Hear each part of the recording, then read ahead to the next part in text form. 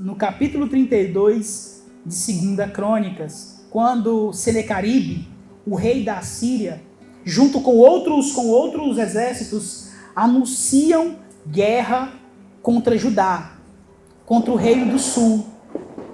Ezequias fica sabendo disso, e aí o texto lá no verso 20 ao 22 diz assim, então o rei Ezequias, esse não é o texto da pregação, mas só a título de introdução, o rei diz assim, então o rei Ezequias e o profeta Isaías, filho de Amós, oraram por causa disso e clamaram ao céu. E o Senhor enviou um anjo que destruiu todos os homens valentes, os chefes e os príncipes no arraial do rei da Síria. E estes, com o rosto coberto de vergonha, voltou para a sua terra. Quando ele entrou no templo de seu Deus, os seus próprios filhos ali o mataram à espada. Isso aqui no caso, Senequeribe. Assim o Senhor livrou Ezequias e os moradores de Jerusalém das mãos de Senequeribe, rei da Síria, e das mãos de todos os inimigos, e lhe deu paz por todos os lados. Não há nada melhor do que termos as nossas orações ouvidas. Amém? É muito bom. É muito bom nós adquirirmos coisas que um dia nós oramos. É tão gostoso partilharmos de algum momento, de algum tempo, por mais ligeiro que seja, de alívio sobre coisas que outrora oramos. É muito bom. E ao longo do panorama bíblico do Antigo ao Novo Testamento, nós nos deparamos com algumas situações assim, onde homens oram e Deus responde. Só que a grande questão da nossa vida, e parece que é o grande dilema no nosso interior, e quando Deus não ouve as nossas orações? Ou, na verdade, e quando Ele não responde a nossa oração, tal qual nós gostaríamos ou tal qual nós queríamos? O que fazer diante disso? Então eu quero pegar o exemplo de Jesus em Lucas 22, do verso 39 a 46, e eu já li do verso 39 ao 42, eu quero somente ler do verso 43 a 46. Então lhe apareceu um anjo do céu que o confortava. E estando em agonia, orava mais intensamente. E aconteceu que o suor dele se tornou como gotas de sangue caindo sobre a terra. Levantando-se da oração, Jesus foi até onde os discípulos estavam e os encontrou dormindo de tristeza e disse: por que vocês estão dormindo? Levantem-se e orem para que não caiam em tentação. Oremos a Deus. Ó Pai bendito, nos ajuda a sermos servos fiéis ao Senhor, diligentes, ó Deus, na caminhada contigo, ó Deus, e andarmos em obediência. Livra-nos, ó Deus, da tentação, livra-nos, ó Deus, da apostasia, mas nos ajuda a suportar, ó Deus, como bons servos de Cristo, as tribulações e agonias dessa era presente. Essa é a minha oração em nome de Jesus. Amém. Quero meditar com vocês em 3 coisas. A primeira delas Jesus é um exemplo a ser seguido em dia de agonia e aflição. A segunda coisa qual é o conteúdo da nossa súplica, o que nós pedimos ao Senhor quando nós nos achegamos a Ele. E o terceiro qual o efeito do pecado na pessoa de Cristo, em especial nesse momento aqui em específico. E aí, por fim, nós faremos uma conclusão, duas aplicações e finalizaremos com a grande ideia. E a grande ideia é essa. Na noite que antecedeu a crucificação de Jesus, ele estava de joelhos orando. Na noite que antecedia a crucificação de Jesus, ele estava de joelhos orando. Jesus é um exemplo a ser seguido, meus irmãos, porque esse é o momento crucial Esse é o momento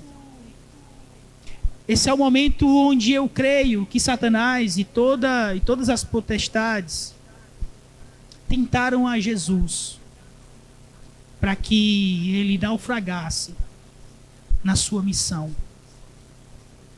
E Jesus é um grande exemplo, e é um exemplo a ser seguido, em especial, pelo seu hábito de oração. Lucas 22, verso 39, nos ensina que Jesus tinha saído, ele foi como era de costume. Isso não foi algo que aconteceu assim do nada. Isso não foi algo que surgiu no interior de Jesus só porque ele estava diante de uma aflição ou do momento de agonia. Se nós pegarmos o conteúdo da frase, se nós analisarmos de modo sintático a frase, o objeto direto dessa frase é justamente esse. Era costume de Jesus sair para orar ao Pai. Isso fazia parte do seu dia a dia, isso fazia parte do seu cotidiano.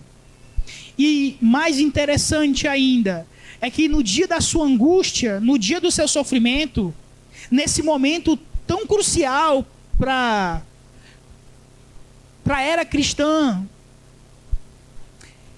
ele não foge do Pai. Ele não sai correndo da casa do Senhor. Ele não se desespera. Ele não perde o equilíbrio. Ele não tenta resolver com seus próprios meios ou com sua própria habilidade.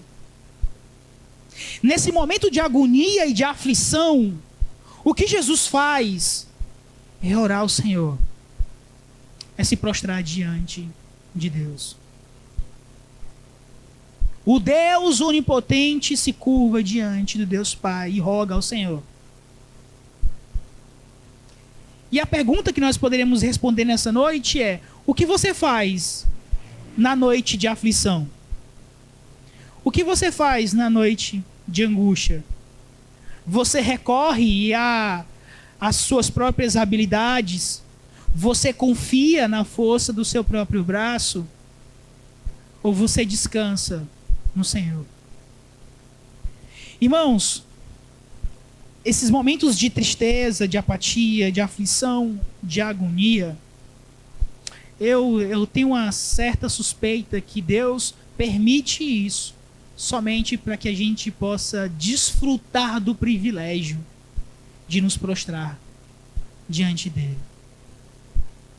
Que muitas noites de aflições que já passamos ou ainda vamos passar, tem como objetivo, tem como fim isso: nos lembrarmos que nós não somos autossuficientes, que nós dependemos de Deus.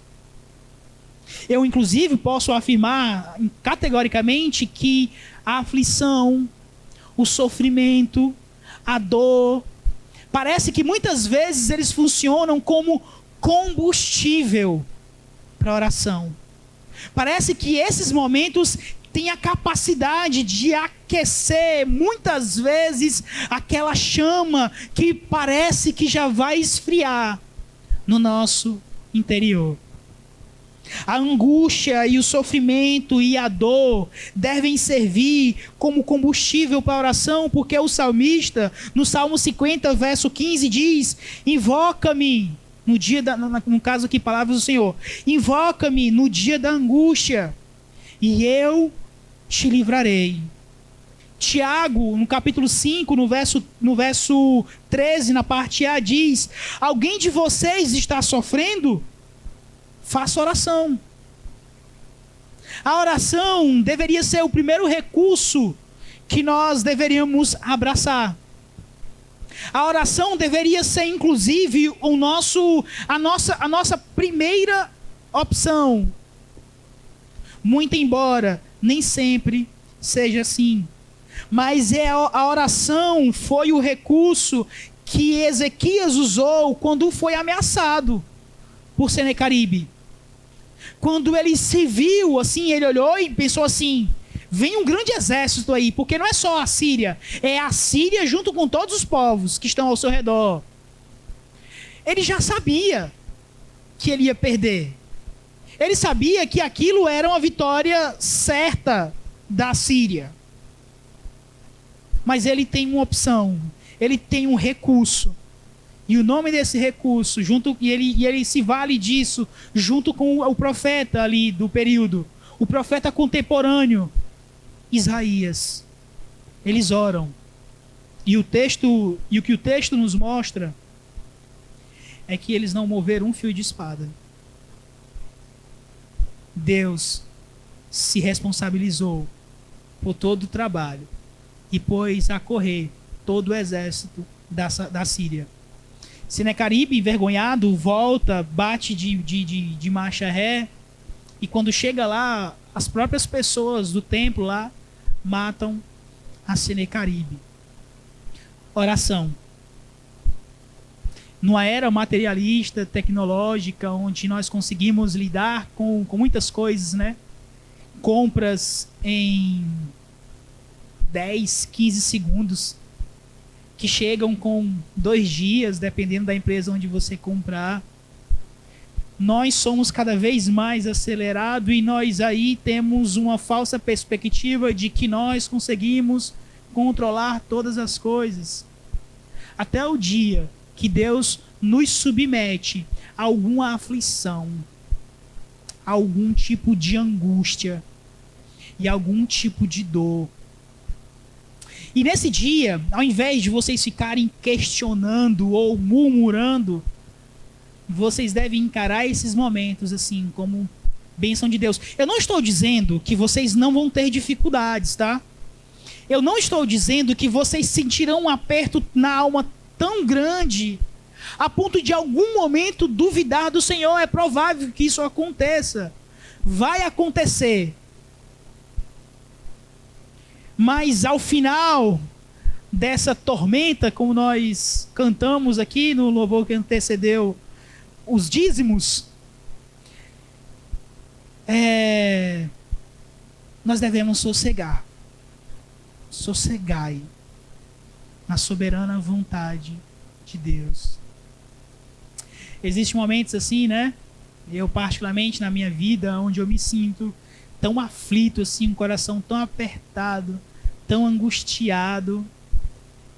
E naqueles momentos assim de suspeitar, de duvidar da vontade de Deus, lá na frente, lá no recôndito da minha alma, eu lembro para mim mesmo, é só um momento. Vai passar. O Senhor está no controle de todas as coisas. Estamos em um empreendimento que dará certo. E eu não estou falando de um empreendimento terreno, mas eu estou falando de um empreendimento celestial. Não importa o que iremos passar aqui, se sofrimento, se angústia, se dor, se enfermidade, se perseguição, se traição, muito em breve, Cristo se revelará nos altos céus e arrebatará o seu povo e a sua igreja. Isso se você não descansar antes da sua volta. Esse tempo aqui é só um momento. 70, 80, 90, no máximo 110, 120 anos aqui. Vai passar. Mas o que importa é uma eternidade com o Senhor. E é por isso que nós, desde muito cedo, desde a nossa confissão, devemos caminhar confiando no Senhor Jesus Cristo. Outra coisa que me chama a atenção, e tenho Jesus como exemplo, é que a aflição não foi um empecilho para a oração. Não foi. E é interessantíssimo isso. Uma das principais armas do inimigo é fornecer ao coração aflito falsos motivos para manter-se em silêncio. Eu não vou chegar diante de Deus não, porque hoje pela manhã eu já suspeitei dele. Então eu vou ficar aqui na minha, porque eu acho que ele não vai me ouvir. Eu acho que ele está chateado comigo. Serve de Deus, se Deus fosse ficar chateado com você, ou ou não quisesse mais papo com você, toda a vida que você pecasse, você não teria nem nascido. Deus não é como a gente. O indivíduo nos entristece, e mesmo pedindo perdão, nós temos a capacidade, muitas vezes, de suspeitar, e uma suspeita, muitas vezes, até legítima. Não vou dizer que é correto, mas é legítimo a suspeita. Deus não é assim. Você é assim, Deus não é assim. Porque Deus olha diante de uma perspectiva eterna. Você nem sabe o que vai acontecer quando... Nós não sabemos nem o que vai acontecer quando nós passarmos aquele portal, aquela porta ali. Deus olha na perspectiva da eternidade. Ele sabe o dia, Ele já sabia o dia que nós iríamos nascer, o dia da nossa confissão, o nosso amadurecimento, a nossa morte e muito em breve a nossa ressurreição. Receberemos um corpo glorificado. Por isso, você não precisa se esconder de Deus. Você não precisa fugir de Deus e achar que Deus não vai responder a sua... Aliás, achar que não pode direcionar até Deus uma oração. Talvez esse dia da aflição, como eu já falei, é justamente o dia que Deus preparou para você se prostrar diante dele.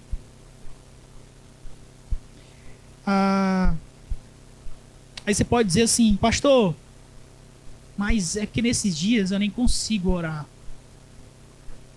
É como se não saísse nada. Existe um texto em Isaías, capítulo 38, do verso 1 até o verso 14, que é inclusive a fala de Senecaribe quando ficou sabendo da ameaça. E o verso 14 de Isaías capítulo 38 diz o seguinte: eu sussurrava como a andorinha, ou gemia como a pomba. Os meus olhos se cansaram de olhar para cima. Ó Senhor, ando oprimido, sê tu o meu fiador. Ó Senhor, eu estou cansado, eu não tenho esperança, sê tu a minha fortaleza, sê tu o meu refúgio. Vai ter dias assim, vai ter dias que já não há tanta alegria, já não há tanto entusiasmo. Mas ainda que falte alegria, ainda que falte vigor, ainda que falte entusiasmo, não pode faltar confiança, não pode faltar dependência, não pode faltar esperança. Vai passar, é só um momento, é só uma fase. Eu não sei quando, mas um dia os humilhados serão exaltados. Nem que seja na eternidade, mas serão. Eu estou aguardando até hoje esse dia que os humilhados serão exaltados. Tenham esperança, não em vocês mesmos. Não confiem em carros e nem em cavalos. Confiem no Senhor. Encarem o problema, enfrentem a aflição. Olhem na carranca da angústia e dizem assim: olha, vai passar, Senhor, eu ando oprimido, mas sê tu o meu fiador. Eu não consigo mais sequer nem gritar, nem entoar cânticos de alegria, mas eu ainda consigo sussurrar como a andorinha e gemer como os pássaros. Você pode fazer isso ainda. Jesus dá esse exemplo. E quando chega no verso 40 em diante, ele faz uma orientação e uma ordem aos discípulos. E o texto do verso 39 ao 46 é o que nós chamamos de quiasmo. Ele faz um reforço da sua fala. Ele no verso 40, na continuação, diz: orem para que vocês não caiam em tentação. E lá no verso 46, mesmo depois de pegar os seus discípulos negligenciando, dormindo, ele reforça a ideia do quiasmo. Aí sim, levantem-se e orem para que não caiam em tentação.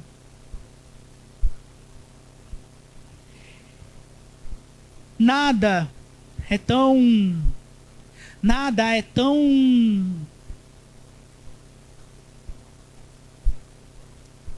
excepcional,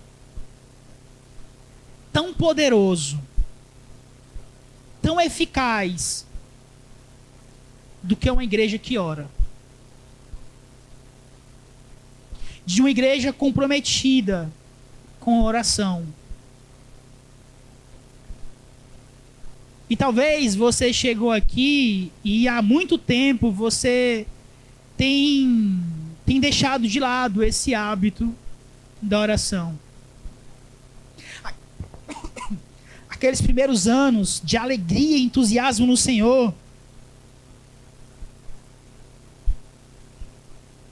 que você vinha para a quarta de oração, orar com seus irmãos, domingo de EBD, você deixou para trás e agora você começa a andar desesperado, aflito, confiando em si mesmo, porque tirou da sua rotina esse hábito de oração. 8 horas de trabalho, 2 horas de traslado, 1 hora de academia, mais 15 ou 20 minutos de deslocamento. Tantas coisas na nossa rotina, tanto empenho e dedicação a tantas outras coisas, mas a oração foi retirada daquilo que nós chamávamos de prioridade. E eu sei que é importante vocês colocarem na rotina de vocês essa rotina individual. E louvado seja o Senhor pela vida de vocês, vocês que mantêm esse hábito. Mas eu nunca vi alguém que tem o hábito de oração individual achar que é menos importante orar com a igreja. Eu nunca vi.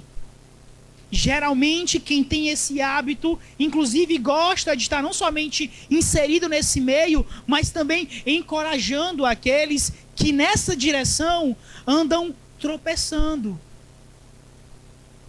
Jesus, na sua noite de aflição, e como era de costume, conforme o verso 39, ele estava de joelhos, orando. E o que me chama a atenção é o conteúdo da sua súplica. O conteúdo da sua vontade interior é a seguinte: Pai, se queres, afasta de mim esse cálice. Pai, se puder, livra-me desse momento que eu já sei que vai acontecer. Mas não se faça a minha vontade. O crente deve fazer tudo manifestando a sua completa submissão ao Senhor. O conteúdo da sua súplica, o conteúdo da sua oração vai revelar muito sobre a sua comunhão e intimidade com Deus. A minha filha é algo muito interessante, assim, que tem filho pequeno, talvez nessa geração, rápida, ligeira, onde a internet não pode nem passar 2 segundos rodando, que ele já fica angustiado ou angustiada. Ela tem essa mania de dizer assim: é porque eu não quero isso. Mas rapaz, com 3 anos, não, pai, é porque eu não quero isso aqui. Agora deu mesmo, agora não, tá bom, filha, tudo bem, você tem direito de escolher. É óbvio que não. Mas a gente tem essa capacidade de rebelião. A gente ri das crianças. Mas o problema é que a gente também é assim. Em nossas orações, muitas vezes. Nós queremos as coisas no nosso tempo. Nós queríamos que fosse ontem. Nós queremos que seja ligeiro. Mas se o Deus Todo-Poderoso que ouviu a oração de Senecaribe, que ouviu a oração de Moisés, que ouviu a oração de tantos homens de tamanha envergadura no Antigo Testamento, quis que seu filho passasse por aquilo, quem é você para questionar a Deus? Acaso o vaso pode questionar ao oleiro, por que me fizeste assim? É óbvio que não. E se conformar, e é isso que me chama a atenção, no texto em especial, no verso 43, ele faz a oração. E diz assim, ó, contudo, não se faça a minha vontade, e sim a tua. A situação não mudou.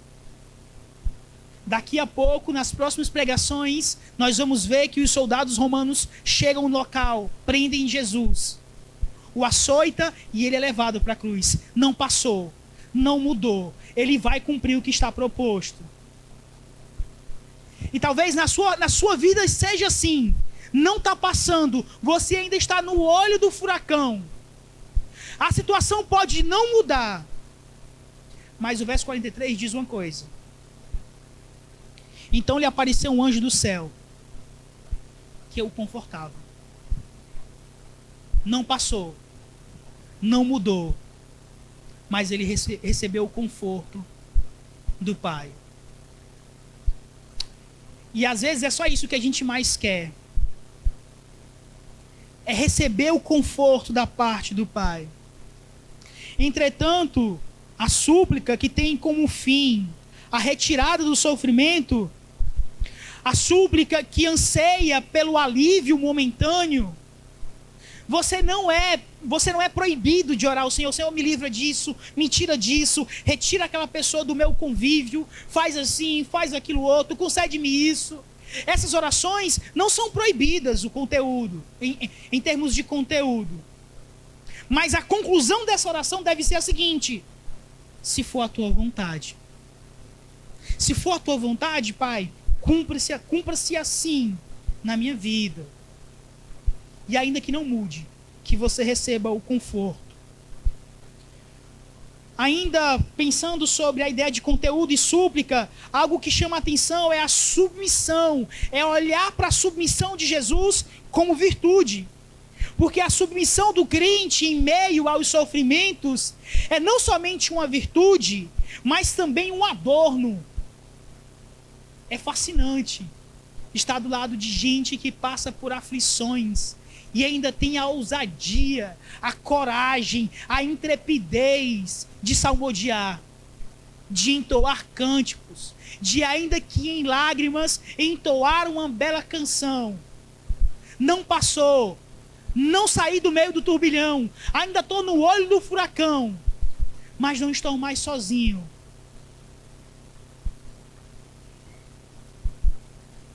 Precisamos ser assim. E essa submissão soa não somente como virtude, mas como adorno. E não há nada pior do que crentes passando por aflição e murmurando, como se não confiassem no seu Senhor. Dá vontade, assim, tem muitas vezes que nós temos o desejo de sair de perto dessas pessoas. Se aceitamos, Jó diz, se aceitamos o bem de Deus com prazer, nós não queremos aceitar o mal também.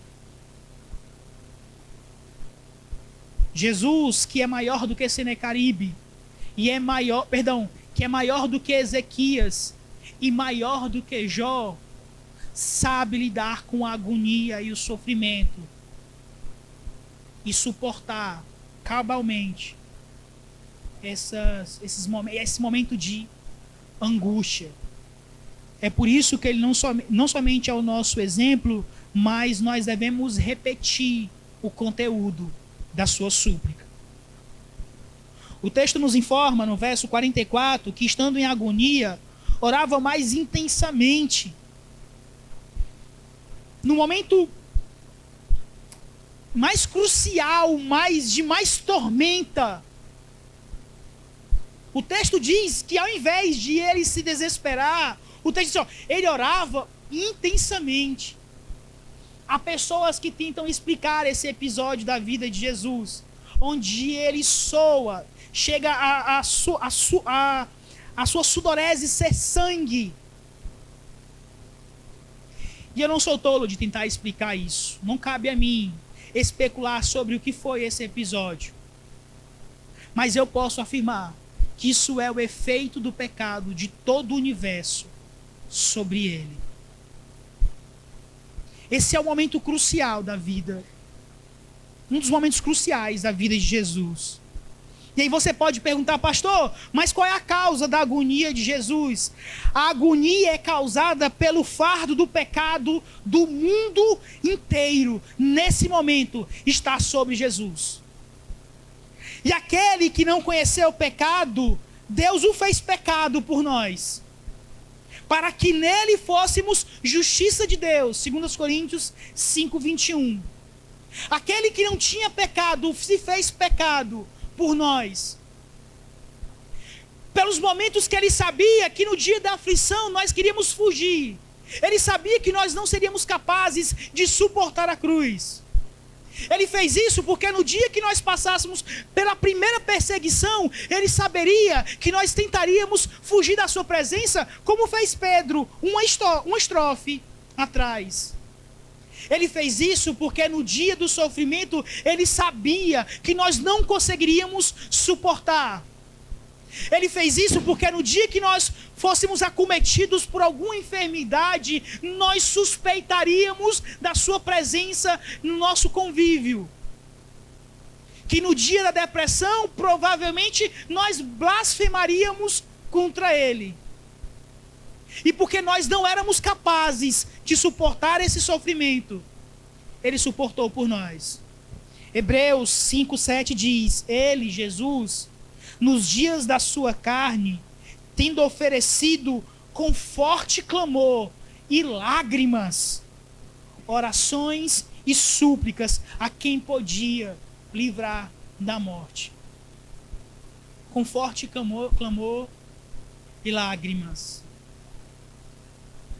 A vida é esse paradoxo mesmo. Na vida nós teremos momentos de alegria, da conquista da primeira casa, da chegada do primeiro filho, o bem móvel adquirido, o primeiro automóvel adquirido, a conquista daquele diploma tão sonhado, o avanço missionário, pessoas se convertendo, pastores sendo levantados na nossa igreja, missionários surgindo, evangelistas. Nós teremos momentos de alegria nessa vida. Sim, teremos, amém? Mas nós teremos dias de tristeza também.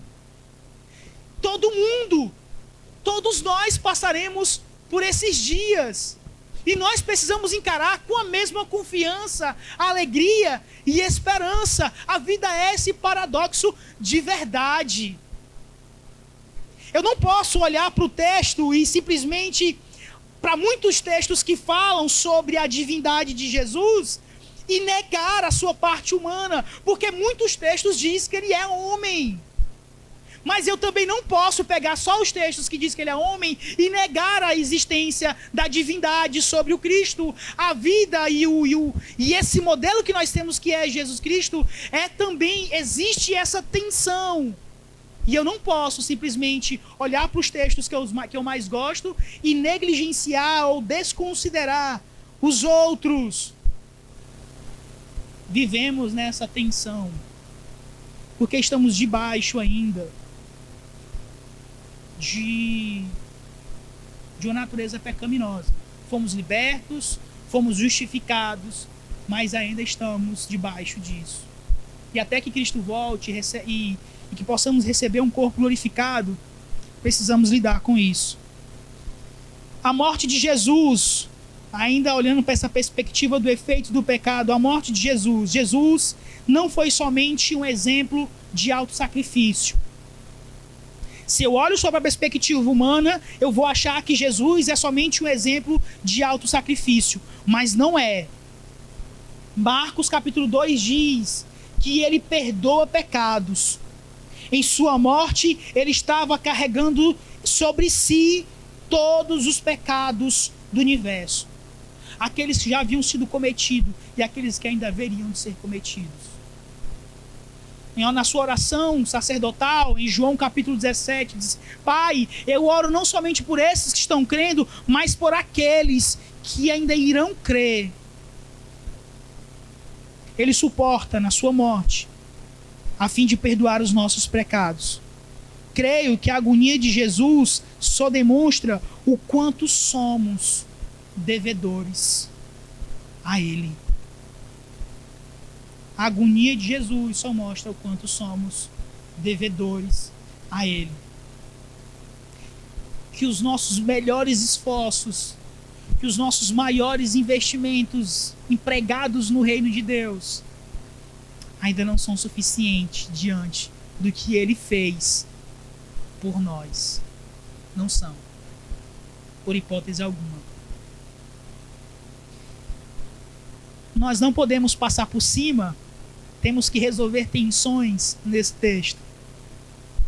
E o próximo e o último, na verdade, é que depois desse momento de agonia, de tensão, onde ele recebe o conforto do anjo,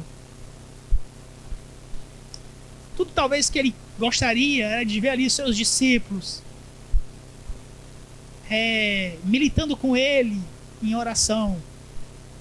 Mas quando ele chega, os seus discípulos estavam dormindo.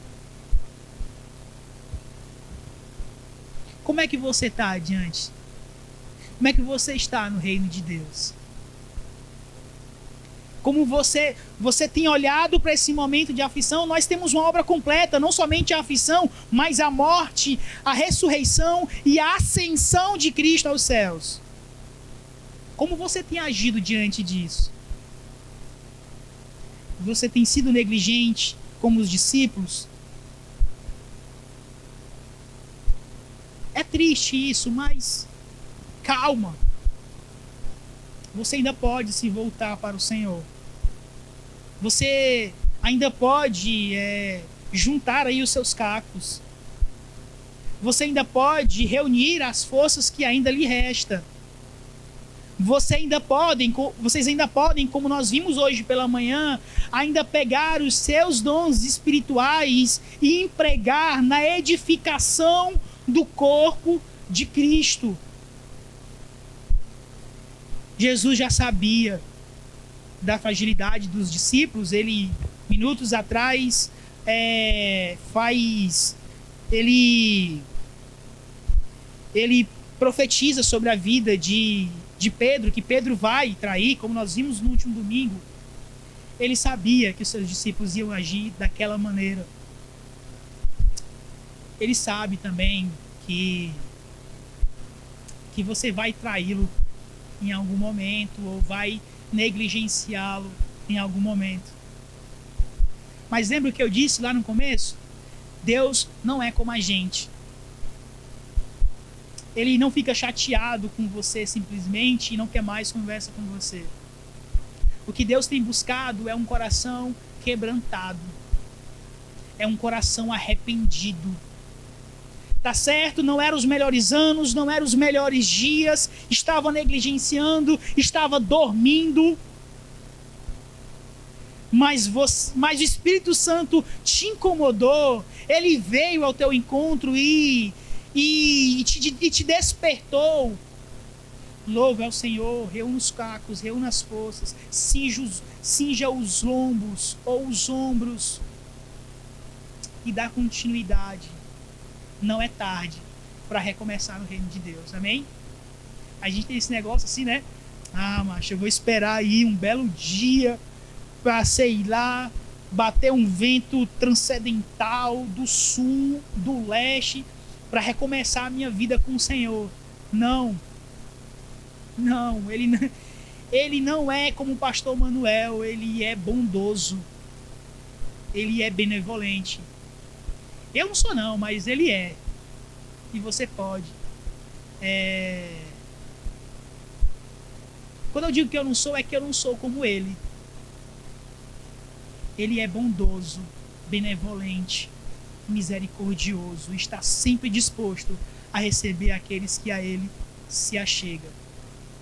A nossa conclusão é: pretendemos aprender a odiar o pecado? Desejamos saber algo a respeito da miséria das almas que vão para o inferno? Gostaríamos de entender o imenso amor de Jesus? Queremos compreender a capacidade de Cristo em simpatizar com os que passam por aflição? Então precisamos ter nos nossos pensamentos a agonia do jardim, a agonia do Monte das Oliveiras, a agonia do Getsemane.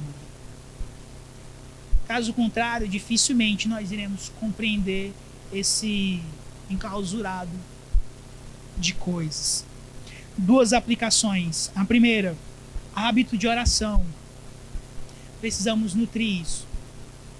E hábito é algo que a priori você precisa fazer, mesmo a contragosto, até que aquilo se torne um hábito. E vai se tornar um hábito à medida que você vai praticando, porque é isso que Jesus faz. Segundo, submissão à vontade de Deus. Pode não passar, a situação pode não mudar, e tudo pode permanecer como está. Todavia vocês devem dizer assim, ó: seja feita a sua vontade. Porque na noite que antecedia a crucificação de Jesus, ele estava como? De joelhos e orando. Vamos lá. Na noite que antecedeu a crucificação, Jesus estava de joelho e orando. Vamos orar ao Senhor.